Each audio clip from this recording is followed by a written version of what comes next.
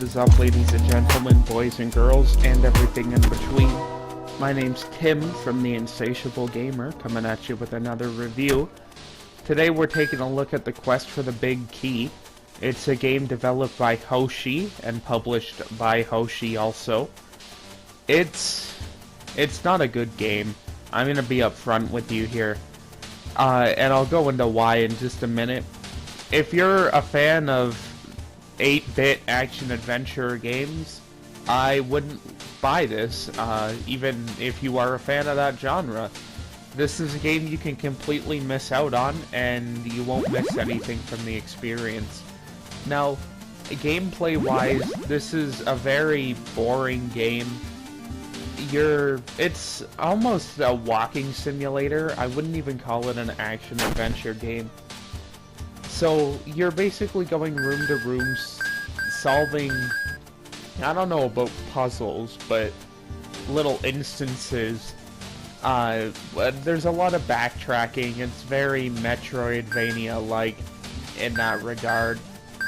The gameplay is very basic. There's no enemies or conflict. You're just kind of walking around. And the whole game can be completed in under an hour. And that's like, first playthrough can be completed under an hour. Next, I want to talk about the story. There isn't really one. It's very vague and confusing. And I don't know. It's just not very present. Until the ending, when the ending tells you you've destroyed the world and you have no clue why. Next, I want to talk about the puzzles, because it's a puzzle game, kind of.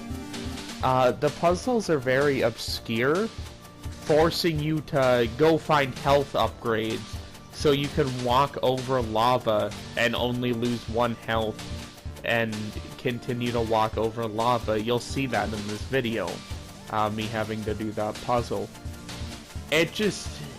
The puzzles are very obscure at times. Sometimes you'll see just a wall, and it won't give you any indication that it's a fake wall, but you'll have to walk through the wall to progress. It's just stuff like that that keeps me from liking this game, is how weird the puzzles can be sometimes. So, with that, the next thing I'm leading into here is the soundtrack, which is also bland and boring. I'm pretty sure, don't quote me on this because I can't speak to it. I did look up and can't find any soundtrack. I'm assuming it's just the same about minute of music, just put on a loop. Because the soundtrack doesn't change by area, and it doesn't really change at all. It's just the same little bit loop. Now, again, don't quote me on that. Other than that, the soundtrack overall is just bland and boring, much like I found the rest of the game to be. Now, next I'm going to talk about the graphics. What you're seeing on the screen is how I had to play the game. There's no option to change the resolution. It kind of just looks like that.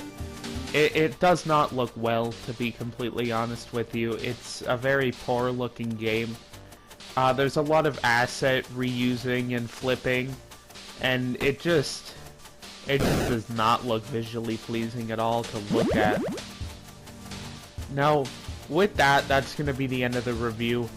I am giving this game a low score, clocking it in at a 1 out of 10. It is a completely functional game. It can work on really any computer because of how graphically basic it is. That's why I'm giving it a 1 here instead of a 0, because it is a game. Now, with that being said, if that's going to be the end of the review, if you did like it, make sure to leave a like on the video or follow The Insatiable Gamer to see more. Thank you for watching, and have a great day. Peace.